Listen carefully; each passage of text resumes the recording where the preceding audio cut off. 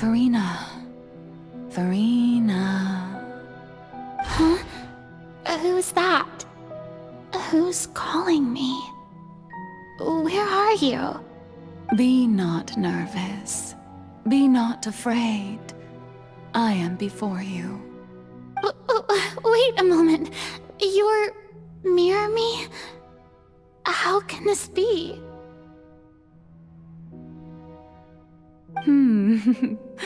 Mirror you, huh?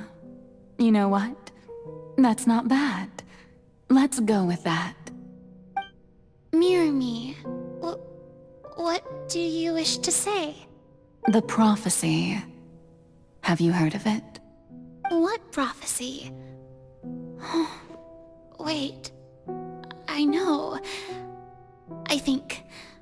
I don't know why, but it's in my head somehow. The people will all be dissolved into the waters, and only the Hydro Archon will remain, weeping on her throne. Only then will the sins of the people of Fontaine be washed away. Oh, very good. You know it well. What's going on? I can't seem to remember anything clearly. The only thing I know for sure is this prophecy. Will it really come to pass? Yes, it will. And that is why I've come to you. Disaster will come to Fontaine sooner or later. Things will develop just as the prophecy declared. There is no escaping it. But doesn't that mean everyone will die? I'm a Fontainian just like them. Will I dissolve too? Oh, don't worry. Magical meetings exist in this world precisely to give people a chance to turn things around. It is the reason why you met me today. I will tell you how to save everyone, but you may have to suffer somewhat. Oh, so there's still hope after all. Goodness, you frightened me. You spoke so much and with so much certainty. As for the suffering, well, I will admit that the first thing that came to mind was, why do I have to be the one to suffer? But if the prophecy will come true, I'll also die anyway, right? So if I've already met you as my magical meeting in this world, if there were scales, with all the people of Fontaine on one side and my pain on the other, is it not obvious where the scales should tilt?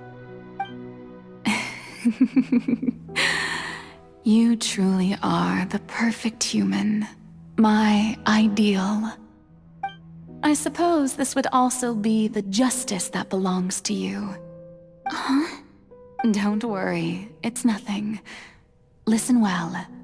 Fontaine has just lost its Hydro Archon. I need you to play a role, that of the new Archon. Play as a god? That's right. You must begin a never-ending masquerade. You must never let anyone suspect your identity. If you can keep it up, then I shall have my way of defying this prophecy. But should your identity be revealed, then all hope will be lost. But how will I do this? A human assuming the role of a god without being exposed. Don't worry. What you must do is not to turn yourself into a real god. You simply need to play the role of a god as humans imagine them to be. Being a human yourself, I'm sure you already know what such an entity would be like. Remember, your true challenge will not be pursuing divinity, but contending against humanity. I'm still not sure I understand, but I'll try. I'll try to do this. So, how long am I going to have to play this role?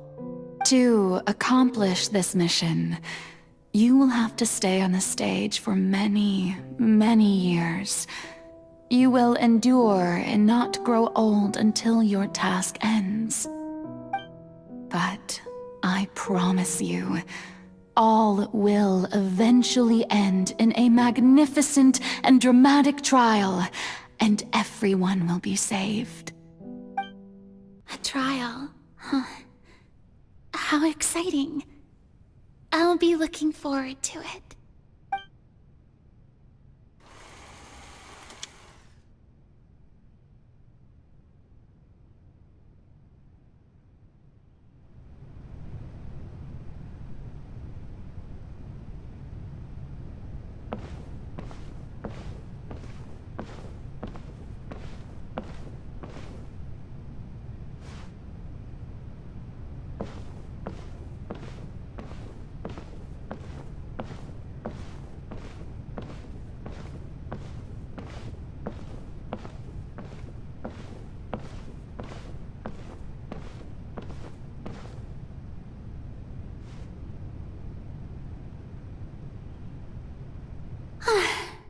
The Maison Cardinalise has announced my accession, but this is my first time facing the people. What should I say to most appear like a god? To be honest, I still don't know. Perhaps I should first try to act natural. Ladies and gentlemen, good evening, and welcome to the Opera Epiclese. I'm sure you've all heard about how I have taken on the role of Hydro Archon. Indeed, I am Verena de Fontaine, your new Archon. In truth, I know little about becoming a nation's new god, but it will be my honor to guide you all. As the god Focalor, the god of justice, I shall do all within my power to lead you into an age of fairness and justice. Once again, thank you all for coming. If you should have any questions or suggestions, please send them to the Maison Cardinalise. The future of Fontaine will require us to work together, after all. This should do it. I thought I might stammer, but thankfully, I was able to convey my thoughts just fine. Okay, and next. That's the new Hydro Archon. Is this some kind of joke by the Maison? I would have thought that a being that surpasses humanity would be a bit more assertive. Hey, did you hear that? She even told us to send her suggestions there at the end. Shouldn't gods be all-powerful? She's being so modest. What's the difference between her and an ordinary person, then? If you ask me, perhaps the succession didn't actually happen. She might just be a Maison-backed puppet. Wait, what's going on? Why is everyone suspecting me of being a fake? This is bad. If I get exposed here, there'll be no saving the people from the prophecy. Right. Myrmi said that I just need to play the role of a god as humans imagine them to be. Calm down, Verena. Think. What do the people want? How would they imagine a god to speak and act? Assertive, with a strong sense of presence. One who can dispel all doubt. That is the character I'm fated to play.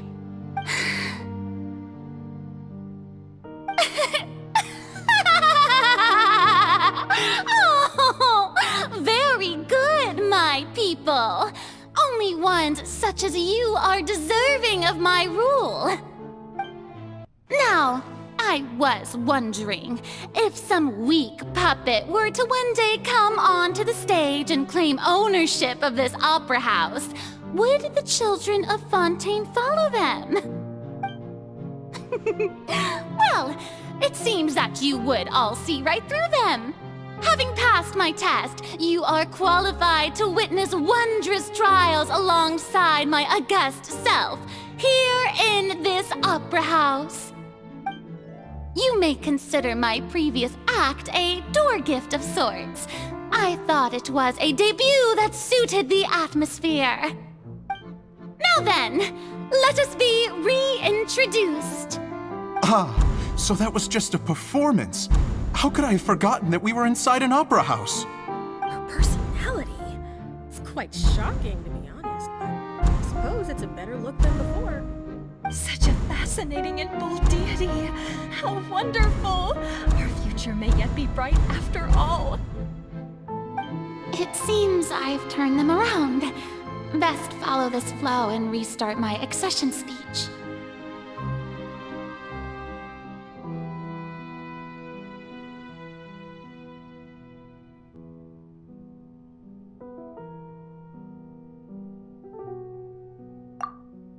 My dear people, whether you acknowledge me or not, whether you trust me or nay, I say to you, keep faith in your ardor for justice. We have heard it said that this nation's sins can no longer be washed away. Well, I say that justice is most fragrant when it blooms amid sin. The scales of justice should not weigh heavy in the hands of its God. On one side, it must carry fairness and justice. And on the other, praise and applause. May law be the prayer on our lips. May judgment be our worship. Let us light the fires and drink to the future of Fontaine. There is no trouble in this world that justice cannot solve. All that is needed is for you, my people, to believe in it, heart and soul. So long as I, the Archon Focalor, stand within the Opera Epiclese, so long as I stand before the Oratrice, I shall even judge the gods of this world!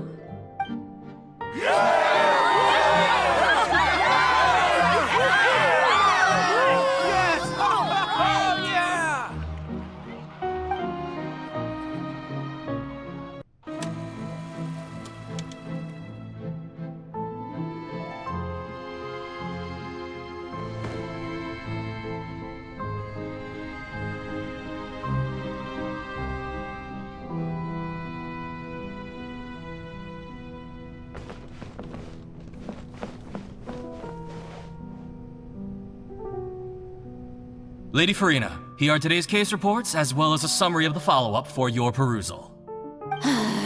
Come now, was I not just at the Opera House in person?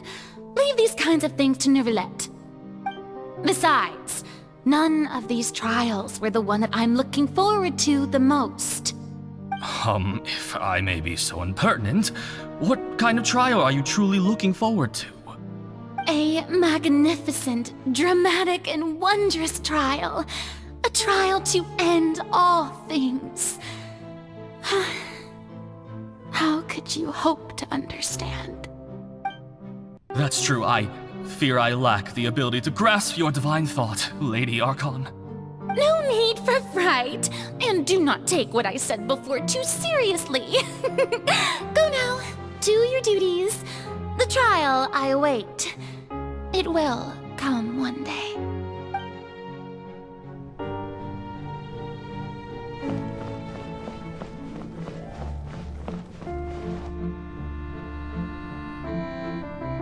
Lady Farina, I don't know what to say. Thank you for agreeing to see me. No need to thank me. Or rather, thank your own sense of perseverance instead. Long have you stood in line to meet me, have you not? Oh, I'm afraid that's just an inevitable consequence of my divine charm. All right, Deoteria, is it? How is your son's illness? You remembered me, and you knew of my family, too. He is doing much better now. In fact, he is far more of an ardent believer than I. He was the one who forced me to seek an audience with you, and to bring your words back to him. Oh, good. Very good. If this should happen again in the future, please do not hesitate to come and tell me. Going down to citizens' homes every so often, while not usual practice, should serve as a fine change of pace. Ah, you're such a gentle and wise god. Thank you once again, on behalf of my son.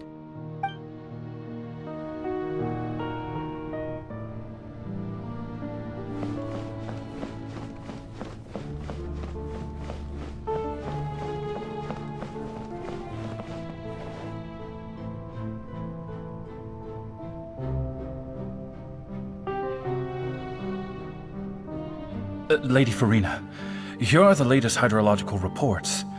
As for the specific parameters you asked to take note of, I'm afraid things still don't look good.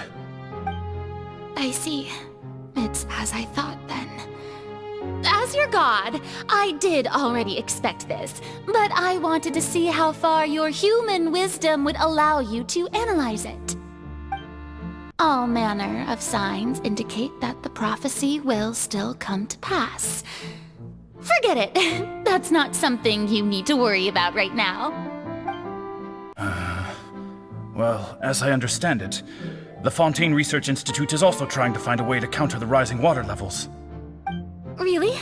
Have they found anything? I'm afraid that they haven't found any effective solution thus far. Oh, is that so? Well, no wonder. This issue has reached the realm of the gods, after all. Still, their spirit is praiseworthy.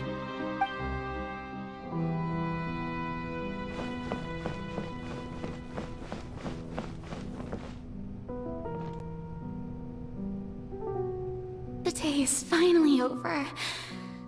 I haven't had a moment to breathe this whole time. But it's good to see that everything's getting on track. There are no longer any voices of suspicion. Maybe this is fine. I just need to keep going, and everyone will be saved. All right, Farina, don't think too hard about this. You need rest. Tomorrow's a new day.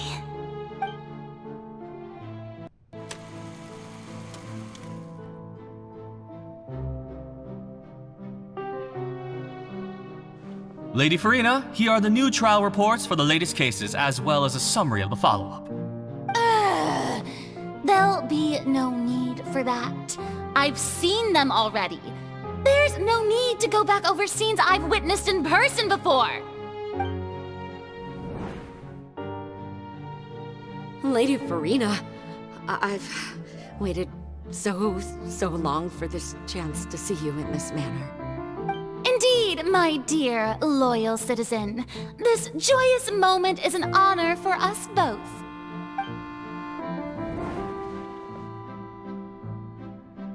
Lady Farina, we're detecting significant hydrological anomalies near Poisson. Understood. Keep monitoring. Keep me informed should anything come up at the Institute.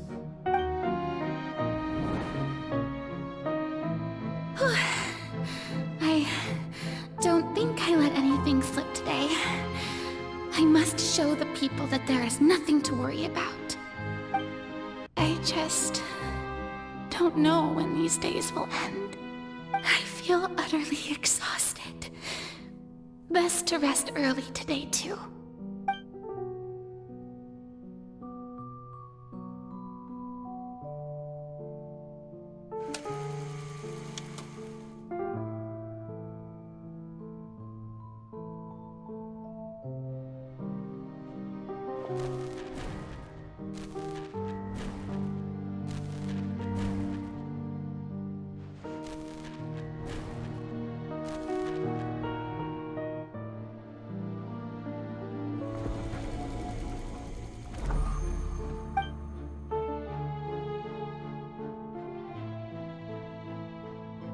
Lady Farina, it's like a dream being able to speak with you up close like this. I've heard that the first member of our family who was honored to receive an audience with you was Madame Deoteria, almost 20 generations ago. And what a fine family yours is indeed. It brings me great joy to meet such a faithful believer. A descendant of a line most ardent. Surely you exaggerate, Lady Farina. My lady? What is it, good citizen? Oh, are you crying?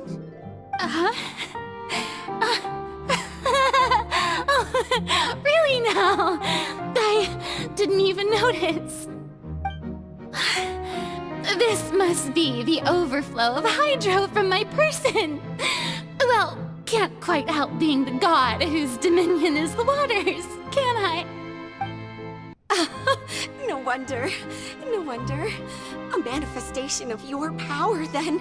Oh, Archon, I am honored to have witnessed it. Honored indeed.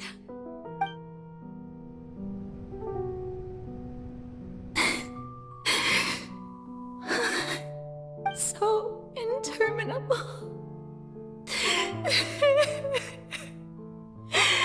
So lonely.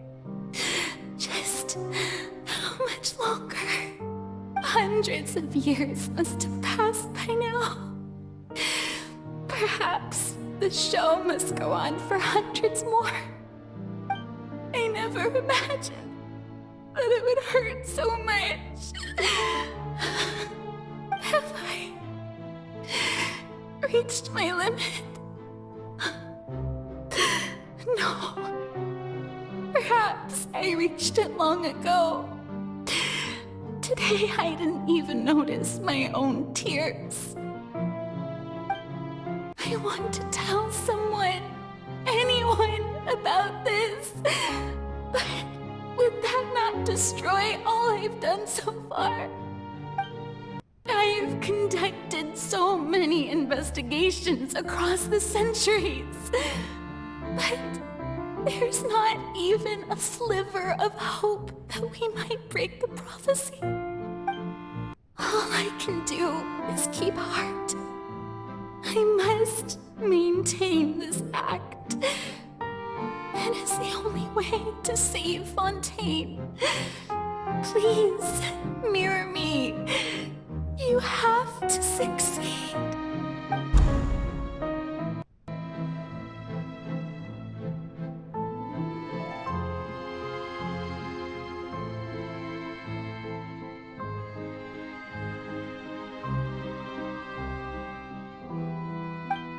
Farina, you don't have to shoulder this burden alone. Although I don't know what you might be keeping from everyone, your people are more than willing to share your burden with you.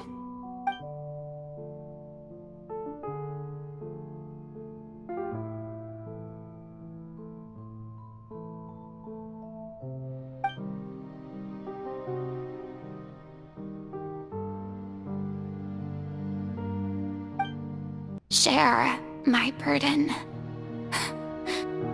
That's impossible. It was fated right from the start that this would be my duty alone. But even if your burden doesn't need to be shared, you can still choose to confide in someone. Just share it with me. I'm what you'd call a witness. A witness? Yes, I've heard that you came to Tevat from beyond the stars, yes. In other words, you never belonged here. And if Tevat is, in its entirety, a show on a stage, then you're just a spectator, aren't you? If that's the case... He's right. I could confide in him, couldn't I? But if things don't play out as expected, the people of Fontaine will be the ones to pay the price. No, Farina. You shouldn't be selfish.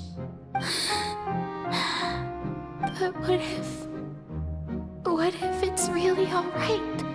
Farina, you've worked so hard for so long. Surely it would be okay to put yourself first for once. Just this once. Is it such an outrageous thing to do anyway? To find someone in whom you can confide your frustrations and sorrows? Surely it could not hurt. If you let this opportunity slip through your fingers, it might never come by again. Think about it long and hard.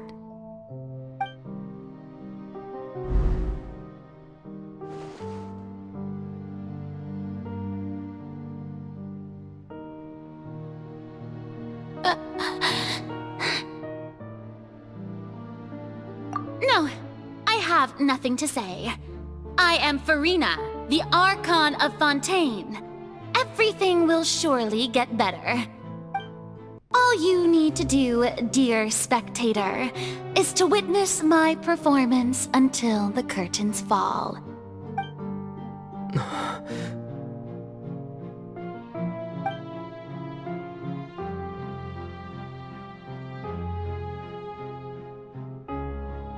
Fine.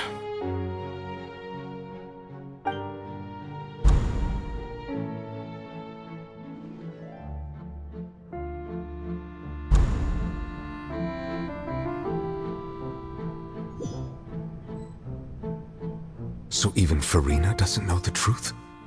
You've never once let her in on the full plan? Yes, it had to be done. To deceive the heavenly principles, you must first deceive yourself. She did very well. If she had let her resolve falter even once in these 5 centuries, Fontaine would have been doomed to the most tragic fate. It seems that trusting humanity was the right decision after all. I believe that I understand how your deception works, but that is only half the truth, is it not? How would you build on this foundation to save the people of Fontaine? That is the most important thing. Ah, good. Of course, the Iudex of Fontaine has pinpointed the crux of the issue. I'm sure you've long sensed that the Oratrice is no simple machine, yes? I've always suspected that it had its own consciousness. And Lenny did mention that he heard a human voice within the core chamber. It now seems that that person was you, hidden within the machine all along. Am I right? And then I became one with the Oratrice, taking Fontaine's gnosis with me. Yes, it would seem so, wouldn't it? Alas, your understanding of this device still lacks sufficient depth. In truth, it is no enactor of justice. It is, in fact, a device created to kill the god of justice. I beg your pardon? Oh, you have it. And to be more precise, not only will the Oratrice take down the god of justice, it will also take down the divine throne upon which she has been placed. I mean, did you think I would be the sort to enjoy peaceful repose while Farina suffered? My work over these last 500 years has been to constantly accumulate indemnitium within the Oratrice. But really, some have already discovered that only a small fraction of the energy generated by the device was ever used to provide power to Fontaine. The vast majority had to be, accumulated to enact this death sentence. It was all a part of your plan then? Both the trial and the sentence? Indeed. This power, accrued over 5 centuries, could have sustained Fontainians for millennia had it only been used for that purpose. Almost all of it has now been stored within the Oratrice.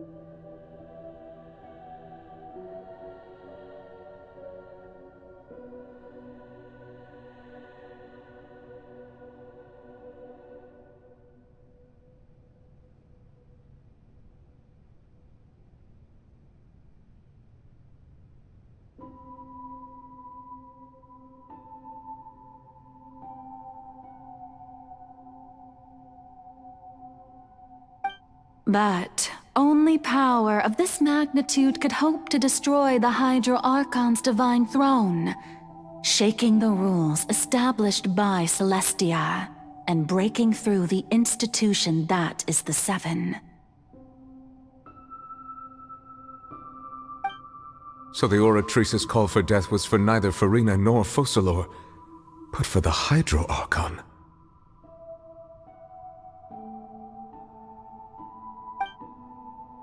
The destruction of that divine throne.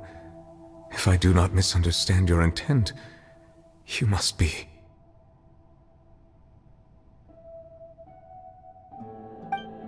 Returning what's rightfully yours to you, of course. In other words, this was all done to return the authority of the Hydro Archon to the Hydro Dragon of this planet. But...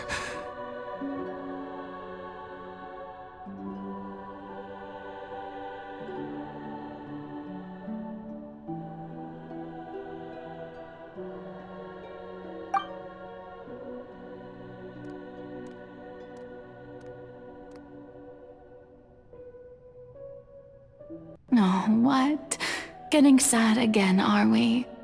The authority of the ancient dragons shall soon be yours once more, O Hydro Dragon Sovereign.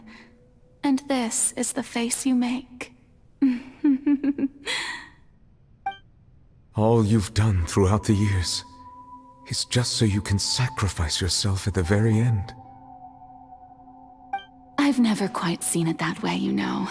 Even now, I'm quite pleased at how well my deception worked.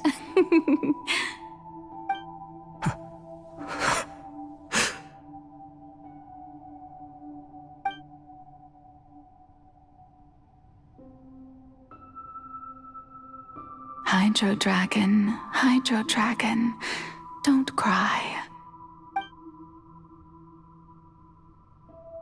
I must say, had it been within my rights, I would have loved to judge the heavenly principles themselves. Were they not guilty of essentially the same crime? Egeria stole the power of the primordial sea, and the heavenly principles stole the power you ancient dragons possessed. I, for my part, am the god of justice. And is it not just that your original powers should be returned to you? Speaking of justice, I have always believed that justice lies in the process of pursuing human existence itself. So, if the theft of the primordial sea's might was Fontaine's original sin, then, leaving matters of procedural right and wrong aside, the descent of the Fontanians as humans and their right to exist in this world would be Fontaine's original justice. In other words, existence was Egeria's justice, and to me, justice is the continuation of that existence.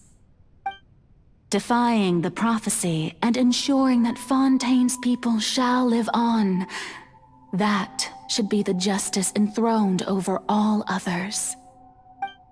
At this point, we, whether it be myself or all other Fontanians, have shouldered the burden of this sin for far too long.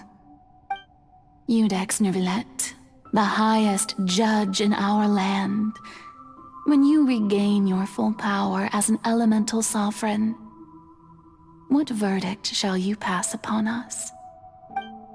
So when I was invited to the court of Fontaine to serve as Iudex, I see now that that was your idea too. At last, I now understand the true purpose behind this position. In the beginning, I was uninterested in human existence. But these 5 centuries of living alongside them have gradually brought about mutual understanding between us. And I have even attempted to feel as they feel. You are a devious one, Focalor. Things being as they are, surely you know that I could never declare them to be guilty.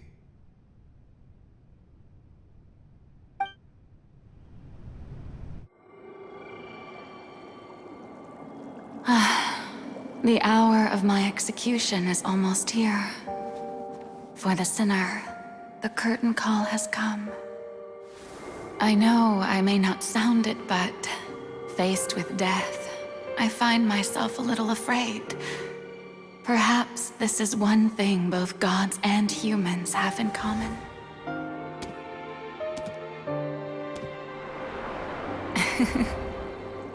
Farewell, Nervalette.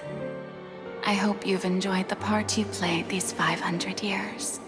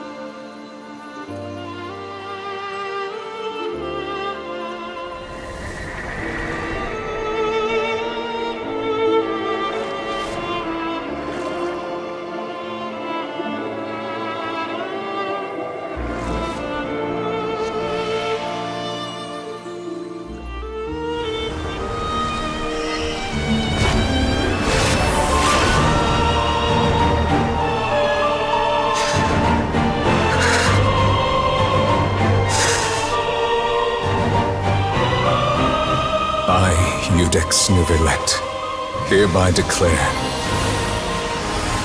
people of Fontaine, your sins are forgiven.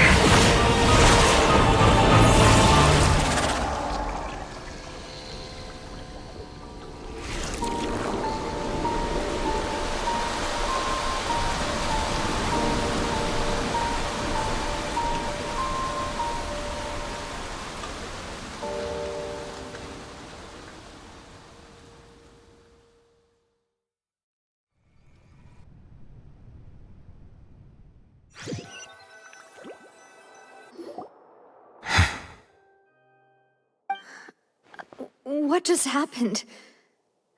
Has the death sentence been carried out? Was that bright light some sort of misdirection? I have a feeling that something huge just happened. But since we're all still alive and haven't been dissolved, I assume whatever happened was good for us. It's time to end this. We must mete out punishment to that beast. Didn't you say just a moment ago that it can't be defeated? I have gained the strength sufficient to deal with it. Through certain means, I now have the ability to separate the power of the Primordial Sea from that creature. We should seize the opportunity to pursue our quarry. Traveler, now that the oratories can no longer function, I require an executor to help me mete out justice. The root of the calamities befalling Fontaine, the beast that enacts the prophecy. Its name is the all-devouring narwhal. Come with me, traveler. The hour of execution has come.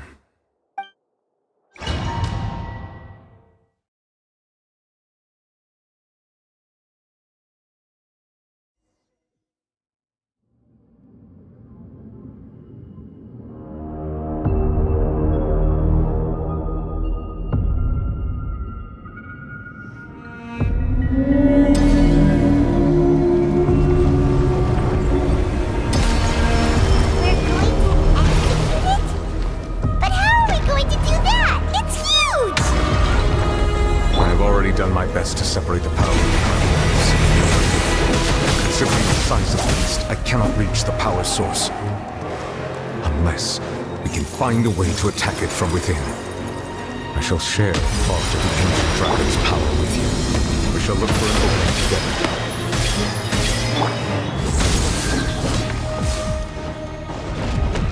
I can feel its sorrow turning into hostility. Futile! Surrender! Futile! Nowhere to run! Surrender! Futile! Nowhere to run! The all-devouring narwhal cannot resist its instinct to devour. Continue to trigger its hostility. A chance will present itself.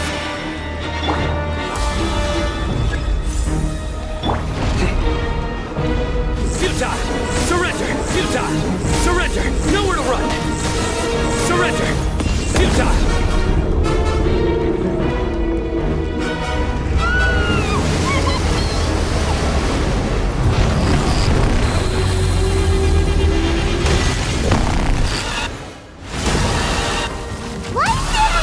Thingy over there. It looks really scary.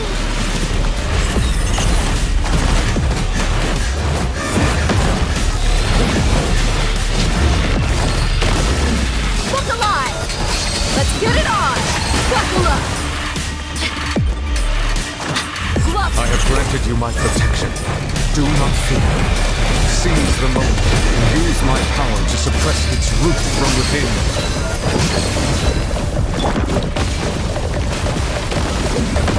Nowhere to run! Surrender! Futile! The Temple of Wisdom. Allow me. Surrender! Nowhere to run! Futile!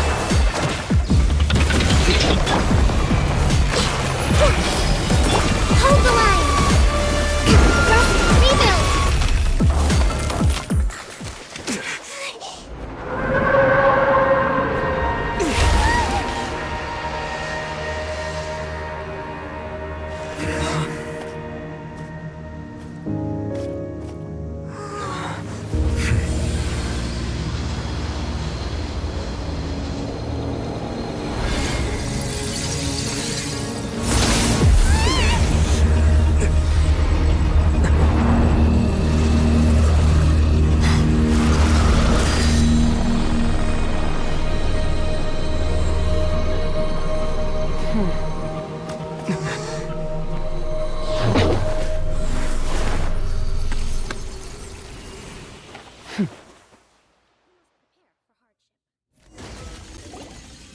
Thanks for helping with the cleanup.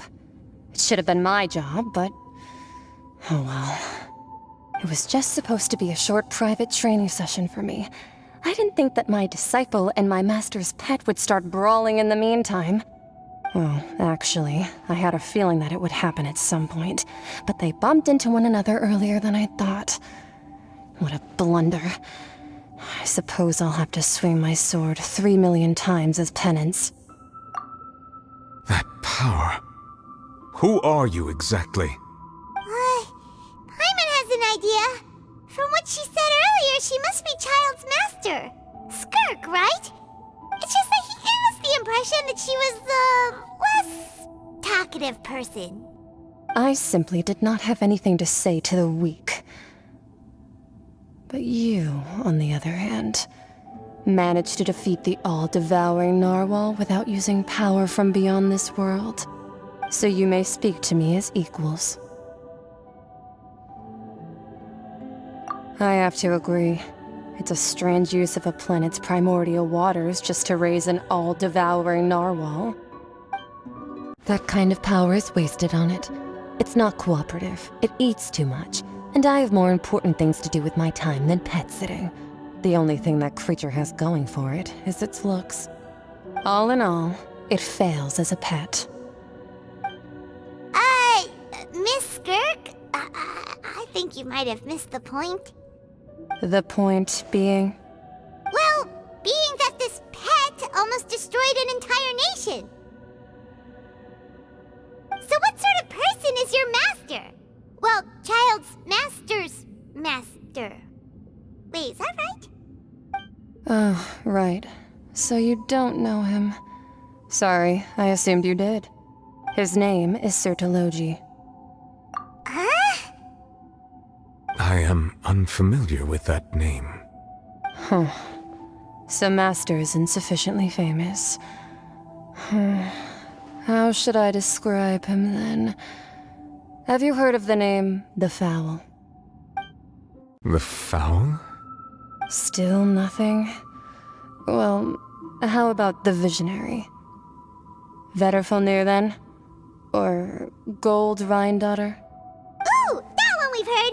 Rhindaughter's part of the Hexen Circle. She's Albedo's mom, right? Oh, so you do know that name. To be honest, I also heard all of those names and titles from my master. I don't actually know them either. But I suppose you understand now, yes? My master is likely a similar sort to Rhindaughter. They are both pursuing some form of perfection. Wait! Didn't you also mention a visionary person? Paimon didn't quite catch their name. Actually, never mind that. I believe it expedient to inform you that the all-devouring narwhal used up nearly all its strength fighting you. Such roiling hydro energies will prove difficult for the planet's deep seas to digest. As such, the Fontaine back on the surface has most likely been thrown into chaos.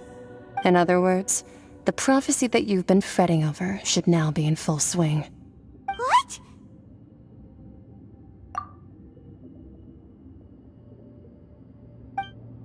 Not to worry. Focalor has already managed to deceive the heavenly principles. In the end, the people will all be dissolved into the waters, and only Farina will remain, weeping on her throne.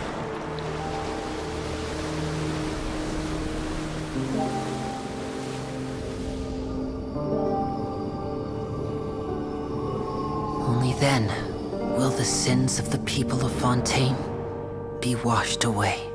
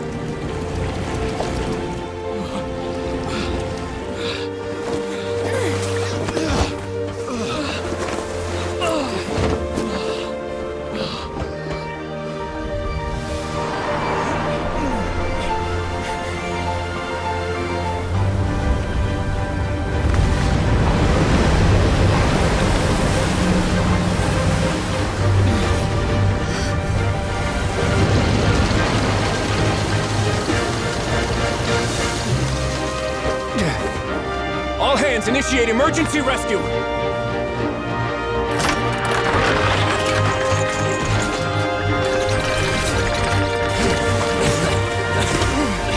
Hurry!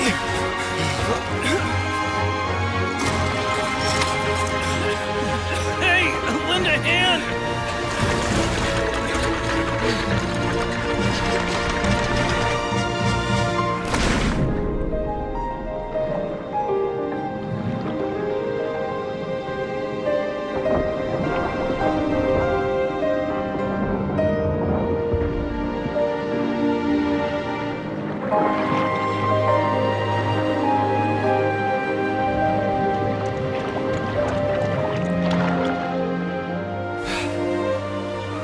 Look!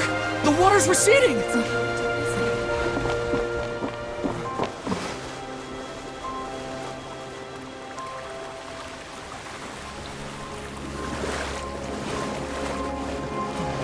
It's a miracle! Water's receding. We didn't dissolve. The prophecy was wrong. The prophecy was wrong.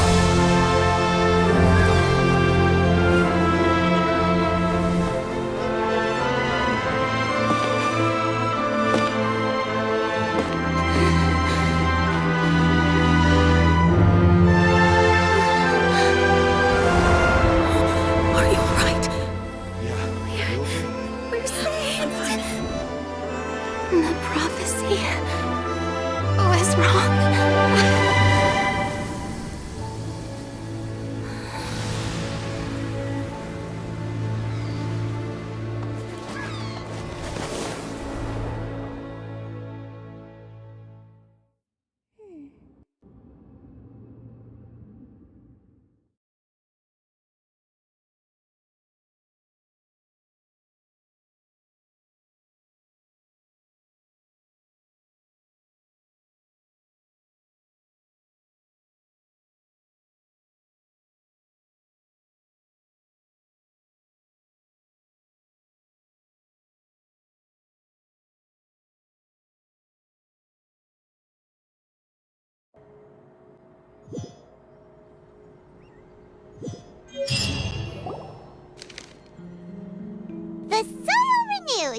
The Spina di Rosula talks post-disaster rebuilding. I recently visited Poisson to meet with Miss Navia, spokesperson of the Spina di Rosula, and we spoke about Poisson's present and future. Old soil can still give birth to new bloom, Miss Navia stated. Hope is like seeing a small cookie when you're starving late at night. You just need a little of it. Skyship Winglet, lunar brain of the Fontaine Research Institute. The various disputes that have arisen on account of Mr. Edwin have suddenly become a shield over the Institute, with Jurier turning out to be a once overlooked hidden gem. People always call the first researcher mad, but few know what to call the second. And should that latter person achieve a miracle, they would find it all the harder to find a word with which to classify him and his team. Wow! Paimon barely recognizes the people in the reports. Are those really Jurier and Navia? They sound like real big shots.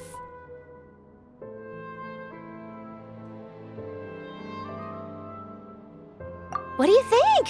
Pretty enthralling, huh? The Steambird's idea was pretty simple. With the disaster just having passed, we would print a free edition packed to the margins with good news to calm people down. The value for these big scoops lies in their inevitable follow-ups. We'll publish further reports and go into the stories behind those people. Edwin's assistant, Jurier, created a true flying ship, while Navia is leading people in the reconstruction of their home. I'm sure that these stories could draw even your well-traveled eye.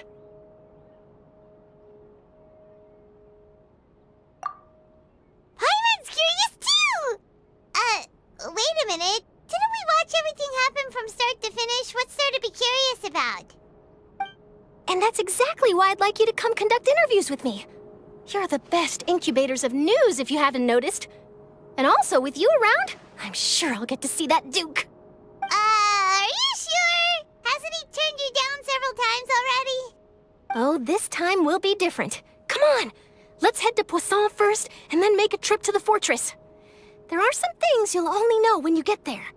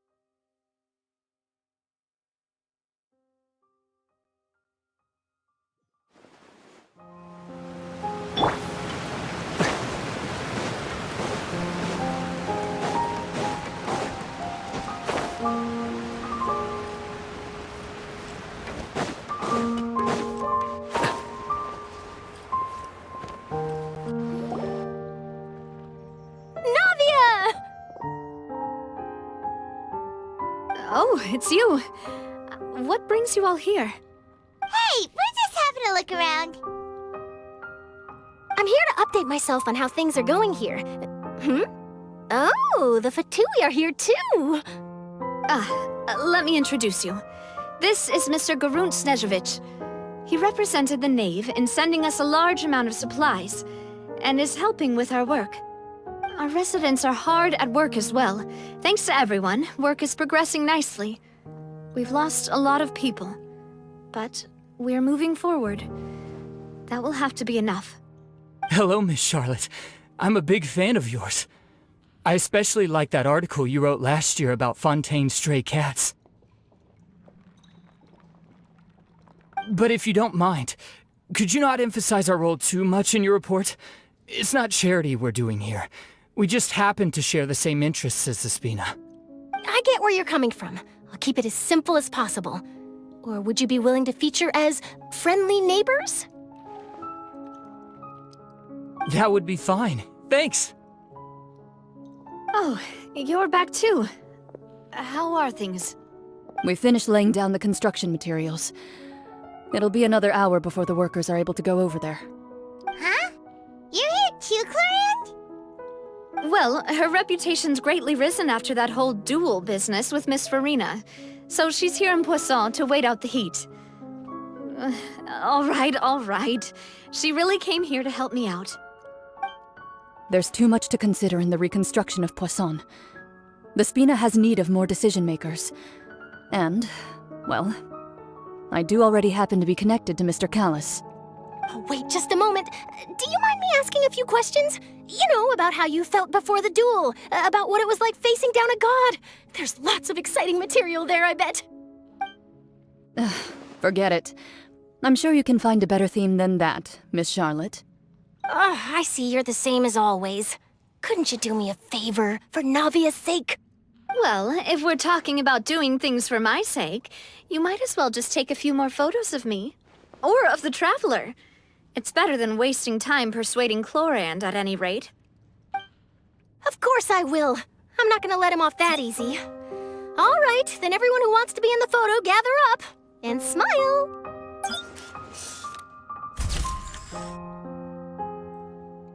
How did it go? Was it a good shot? Did Paimon look cute in it?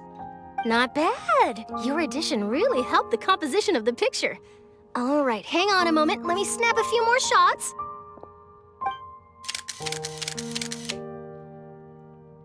All right, that should do it. I'll be back here later anyway, so let's call it a day.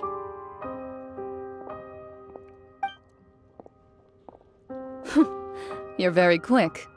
Speed is of the essence when it comes to the news, and freshness is the key. Also, not to brag, but I'm pretty good at building connections.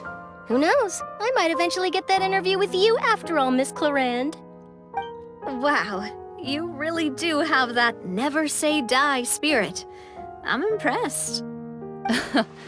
I'll hazard a guess that this is how you got that interview at the Fortress of Meripede. Whoa, you're well informed. Let me make a guess too. I asked Sijuin, who told Monsieur Nervillette, and he told you, right? That's a very complete information chain. In truth, all Monsieur Neuvillette asked me was, when did the fortress become so friendly towards the media? I told him that it was best not to speak too soon. There's no guarantee that Ridsley will make a personal appearance. You're right. I've got to treasure every moment I have with them. In which case, I'll be making a move first. Stay safe now. And tell me if you hear anything interesting. I'll treat you to afternoon tea in exchange.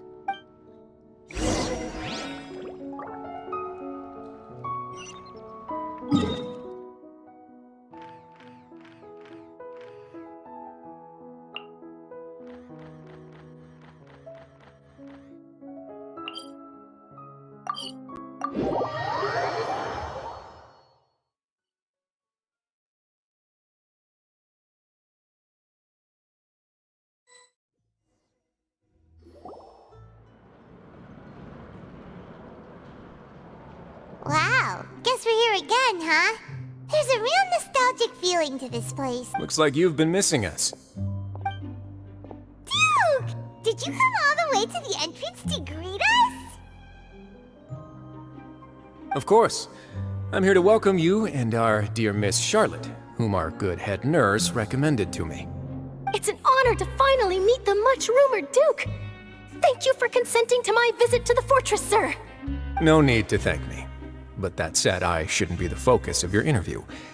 I trust you recall our agreement? Of course, of course. All right then, this way.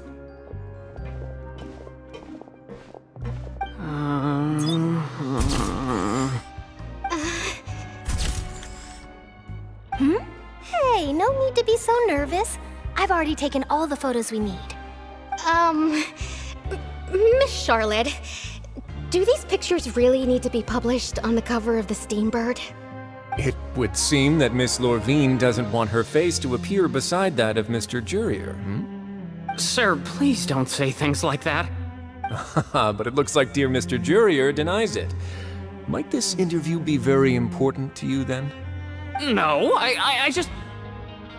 This is my first time being interviewed, and I'm very thankful to the Steambird for... Now, I might not look it, but I actually did meet Mr. Edwin once.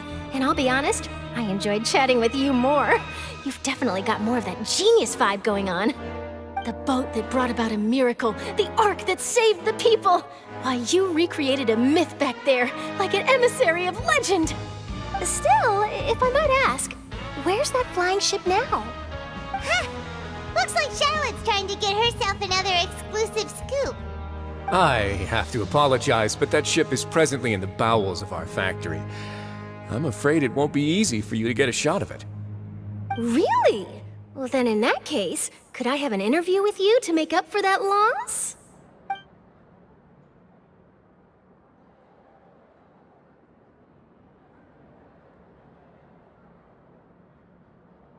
You already know my answer, I'm afraid. Best you interview our head nurse instead. Or perhaps you'd like to take another photo of this couple of researchers? Did you really have to use the word couple? Well, then, 2 solo photos will do. Is my hair messed up? Please, someone help me have a look. Things sure are getting pretty lively here. We've seen this kind of thing before. Oh, seems like everyone's here.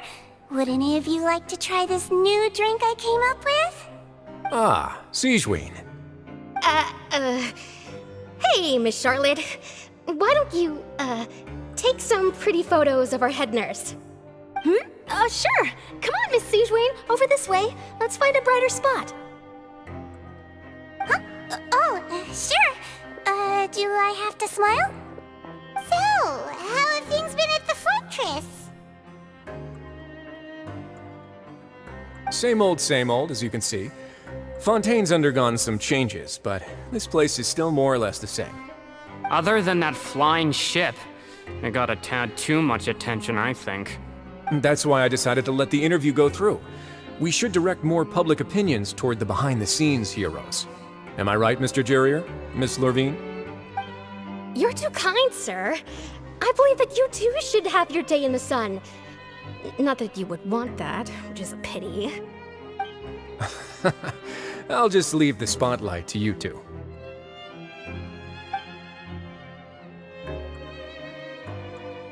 I see. Lots of things happened that day, huh? Anyway, regarding that Harbinger, I'm not sure you remember, but his 3 young followers are still waiting for his return. He sure did win them over, huh? I'll tell them that there's good news and bad news. The good being that their boss seems fine, and the bad being that they must face extended sentences for abetting his escape. Oh, actually, what about you? Are things gonna change for you too? What change can there be? The fortress will keep chugging along, and so will my duties. As to what Miss Farina's departure will mean for the nation, and if our laws and governance will be transformed, we'll leave those to the folks in the overworld. Hey everyone, the photo shoot's done. Good. In that case, let's call it a day here. Thanks for your cooperation. Come on, Traveler, let's go. Till next time, everyone. There'll be a next time? Maybe. Who knows? I might write a story about the underwater factory next time. Until then. All right, last stop, the docks.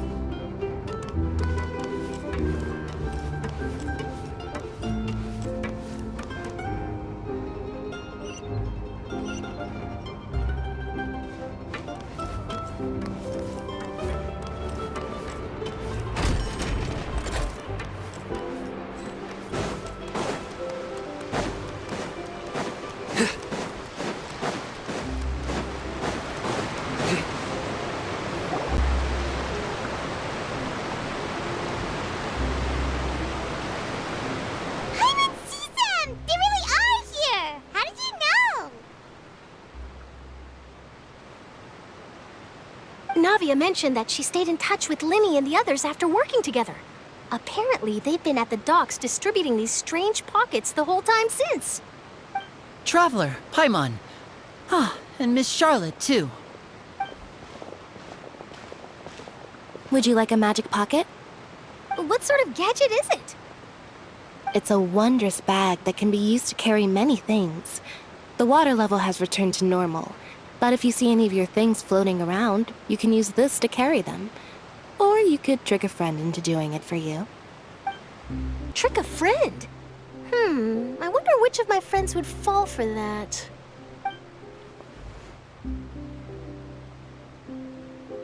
You could just make a friend like Fremine here.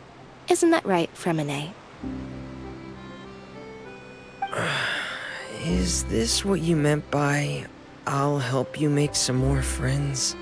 To be honest, that sounds pretty sweet. Could I have your contact, please? Sure. Please, write down my address. Lynette sure is working hard to help Fremine socialize. He was the one who proposed doing this. He even wants to assist in our magic shows.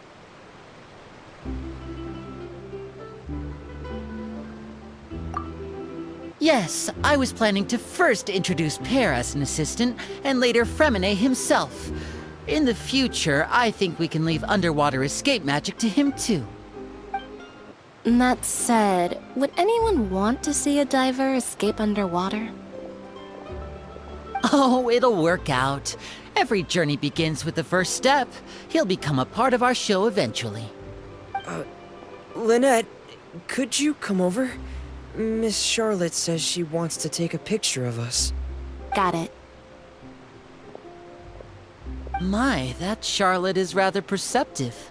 She got rid of everyone the moment she realized I had something to say to you. So, how have things been, Traveler?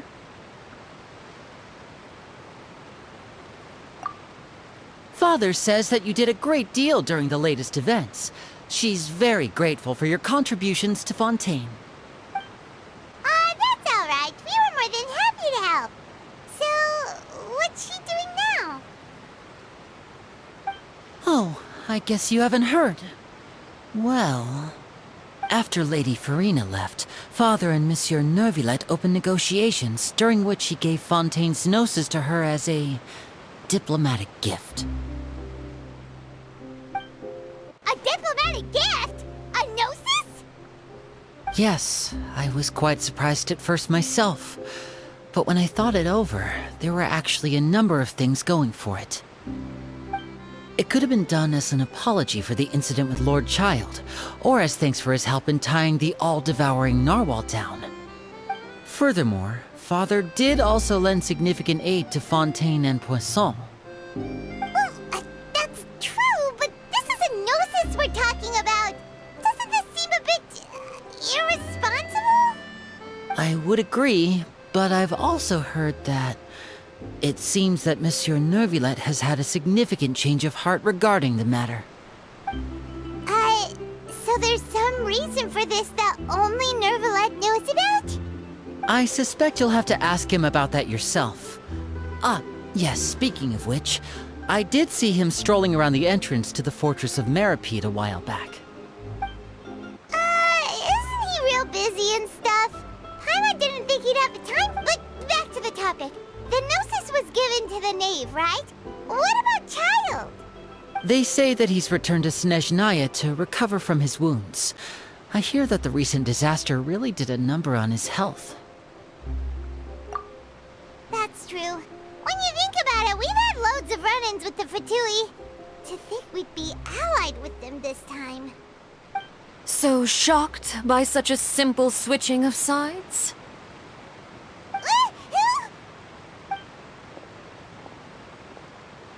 Father!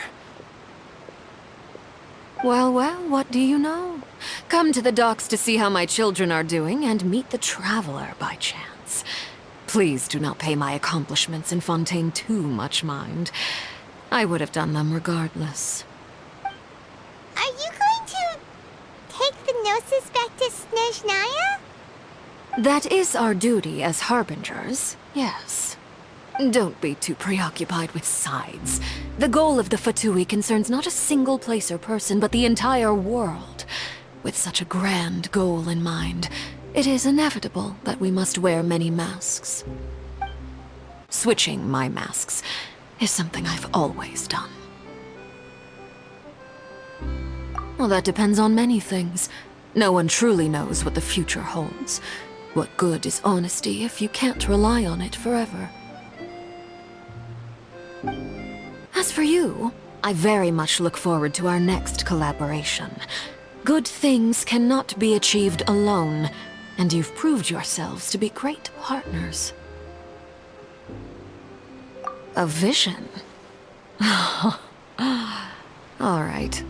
I'll remember to return it. Thank you for keeping it safe for him this entire time. And that's a wrap for me. Huh? You're... Greetings, Miss Journalist. Hello. If I'm not mistaken, there are diplomatic channels I'll need to report to take a photo of you. That is correct. So forgive me, but I will not be able to serve as a subject in your article. However, feel free to write as much as you'd like about our dear magicians and our upcoming rookie talent. I will. The sea breeze is quite pleasant. I shall continue my walk while the weather remains so agreeable. Farewell. Farewell, Father. Oh, she has such an intimidating presence. I didn't even dare to take a picture. Thankfully, I've already wrapped up all my pre-scheduled interviews. Thank you all. This'll be more than enough for me to write about, I'm sure. Don't be too nervous. Why don't you take a magic pocket before you go? Here, Traveler, Paimon, you take one too. To move things about? That's right. Funny. I was giving out magic pockets when we first met too. And what do you know? I'm doing the exact same thing right now. So many things have happened, but the pockets are still the pockets. I guess this must be life. We will all follow our own paths, and serendipity will lead you to your fated friends. All right then. We'll be handing out pockets in some other districts later, so we'll get going now. Have a good day, you two. Well, guess we sent Charlotte, huh? Shall we go see how Neverlette's doing? As long as he's not so busy.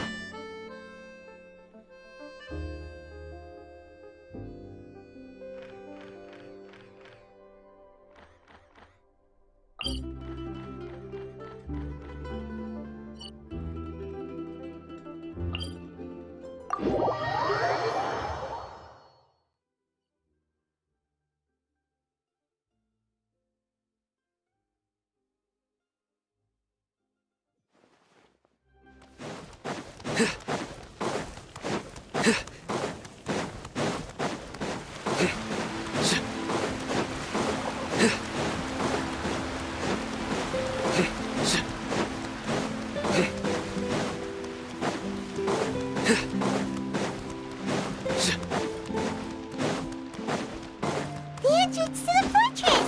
Ooh, he really is there!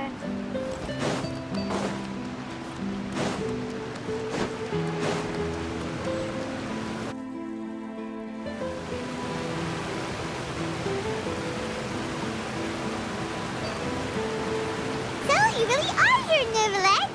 Paimon didn't think you were going to have free time this hour of the day. Really? Oh, I suppose you must have met Mr. Linney. He took the time to greet me earlier when he passed this way. In any case, you came at a good time. I was just considering reaching out to you to set up a meeting, so I may explain some things that I haven't had the time to before.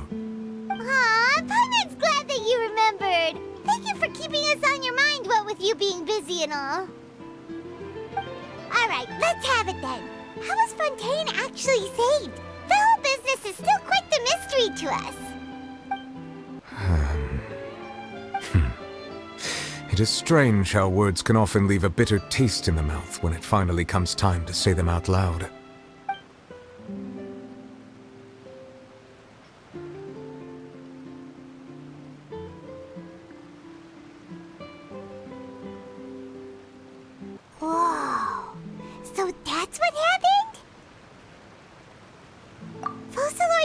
destroyed the divine throne of the Hydro Archon and restored your power to you, transforming you into a fully fledged elemental dragon sovereign. But Paimon still doesn't quite get what you did to save the Fontanians from dissolving. For me, the authority of the ancient dragons refers to absolute control over the hydro element. Fontanians were incomplete humans born of Egeria's use of the power of the primordial sea, with constitutions similar to that of mimics. But so long as those primordial energies remain within them, I could use the ancient dragon's authority to grant them true blood, after the fashion in which life was first brought into being on this planet. In other words, when I gave my verdict, Fontanians became true humans, and thus would naturally no longer be dissolved by water from the primordial sea. Focalor must have counted on you to make that decision as well. Your verdict was the key to making the prophecy appear to have come true while saving everyone. Yeah, and in a manner of speaking, Focalor finally managed to fulfill the original Hydro Archon's wish to turn Oceanids into real people too! It seems from your expressions that you still have more things you wish to ask. Ask away. I will tell you the truth as I know it. I have investigated his case along many avenues, and I have learned that he once fell into an unknown chasm when he was young. There, by chance, he awakened the all-devouring narwhal. But whether it be by sentiment or reason, that should not have been enough to consider him the root cause of the disaster. At most, he would have had tangential liability. As for the judgment passed by the Oratrice during the trial, whether it was due to that liability by association or Focalor deliberately using him to buy time for us on the assumption that he would be able to hold the creature off, I cannot say. Guess Focalor had Fontanians in mind the whole time. In the end, it was thanks to her that they finally became real humans. Hang on a second. Paimon suddenly got another question. Back when Fontanians hadn't yet become real humans, were the children they had also transformed Oceanids? Life has always flowed like water. Do you recall how Fontanians would often come to the Fountain of Lucine to pray for children? Yeah! Lynette said the fountain is where all the waters in Fontaine converge. In truth, even those couples did not know that such prayers were no mere custom, but instead a form of ritual. Those Oceanids who were blessed within the spring water would later descend as new humans in the coming months. Paimon sorta gets it now. Either way, seems like— Ask away. I will tell you the truth as I know it. You will soon be heading to Natlan, I presume. I'm afraid that I have little talent as a travel guide, so all I can do is as far as I'm aware, Natlan can be said to be a nation of dragons. A nation of dragons? You mean like you? No, I suspect that I would not find myself welcome there. Unlike ancient dragons such as myself, the dragons of Natlan have undergone long years of development and evolution. Large numbers of them have entered a form of coexistence with humanity. Natlan is also the nation of war. War ravages those lands like an undying flame. There is one other piece of information I got incidentally from my negotiations with the Knave that I believe may be useful to you. The Harbinger known as the Captain has thrown his hat into the endless ring of war. The Captain. Sounds like a real tough customer. Seriously, everywhere you look, there's a Fatui Harbinger doing their thing. I suggest that you fully prepare yourself before going to Natlan. In the meantime, Fontaine's doors will always be open to you. Ask away. I will tell you the truth as I know it.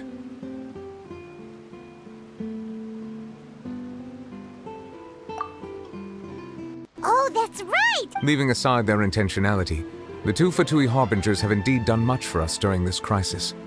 Their sole remaining goal in Fontaine, at least at this point, would seem to be the Gnosis. The Oratrice has ceased to function. The Hydro Archon's divine throne is now no more, and I do not need the Gnosis's power. As such, it has lost all meaning for Fontaine. If the Fatui have impure designs, then we might as well accede to their request now, and avoid unnecessary conflict. What complicated considerations! Paimon thought you were just giving it to them out of gratitude to the Knave and as an apology to Child. Ask away. I will tell you the truth as I know it. Hang on a sec. When we spoke to Lenny earlier, he mentioned that your attitude towards giving away the Gnosis had clearly changed. We guessed that there might be some reason for it that only you were aware of. No wonder the House of the Hearth is the Fatui's intelligence division. They are certainly sharp. So regarding this specific issue, I was just getting ready to share something with you. What is it?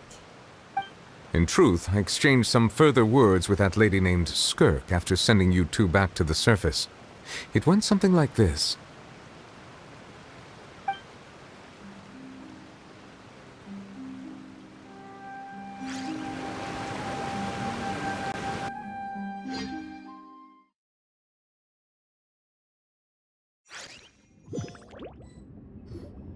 Well, we're going to head topside to see what's going on. You hurry over soon as well, all right, Nervalet?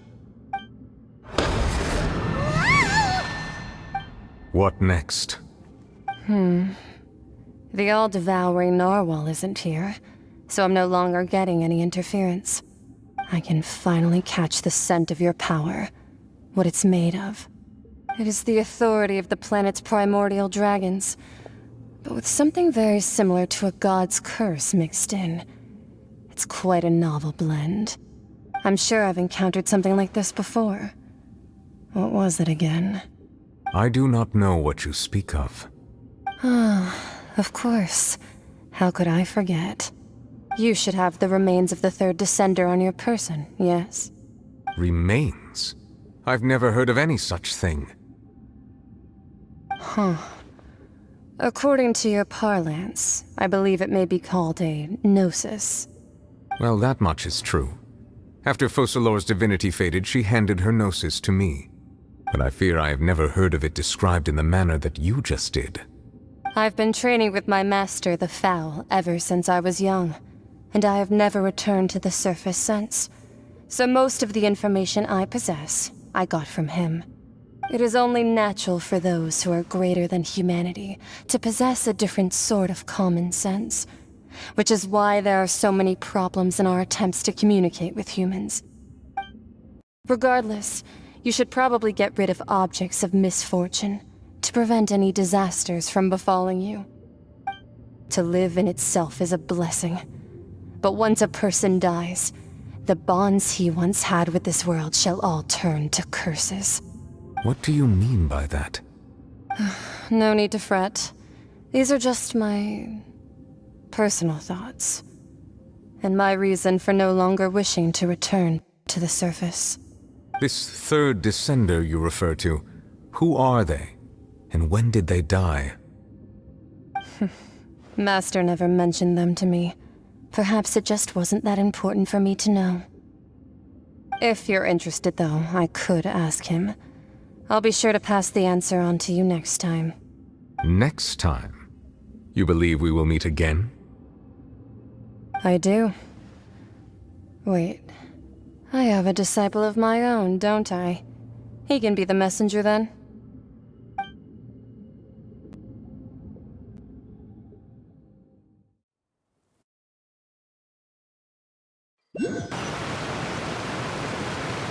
That's what she told me. Whether it would prove useful or not, I wanted to pass that information on to you. The remains of the third Descender? So that's what the Gnosis actually are. Paimon just thought they looked like chess pieces. How could they be a person's remains? All the same, assuming that there was no misunderstanding or special metaphor at play, that is what she meant to say. And she said that it would bring misfortune and that you should check it, which is why you gave it to the Fatui. If she speaks the truth, then I would simply be putting Fontaine at unnecessary risk by keeping it here.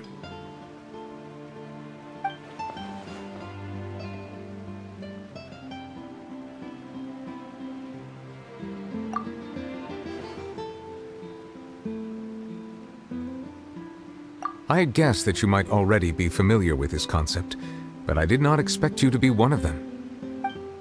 That means that the Gnosis, which are exceedingly element-compatible and can even enhance elemental abilities, do indeed come from the third Descender. I wonder, Does your body also possess similar properties? Like being able to use elemental powers without a vision! That does sort of count as special compatibility, right? No, let's not think about this stuff right now. It just feels creepy. Comparing the Traveler to the dead third descender and all. That's what you say, but this topic still feels like bad luck. Once Child recovers, let's get some more answers out of him. Or go look for his master and get the answers that way. I too believe it unwise to make too many blind guesses when information is lacking. The same is true of being at court. All right. Whatever the case, it seems like the crisis here in Fontaine's over for now. Yes. All of Focalor's efforts were for this moment as well. But she sacrificed herself in the end as a god, and she suffered through all those years as a human. Was that really what she wanted? I suppose that would be the mystery of a god's will. I suspect not. But once in a while I too would guess that if wishes were like the clouds in the sky, they will one day return to the earth as raindrops. Life flows like water, and rain is the final answer. The water levels may sometimes tilt one way or another, but the rain falls fairly upon all. And what ultimately is the difference between the rains that fall upon all of us?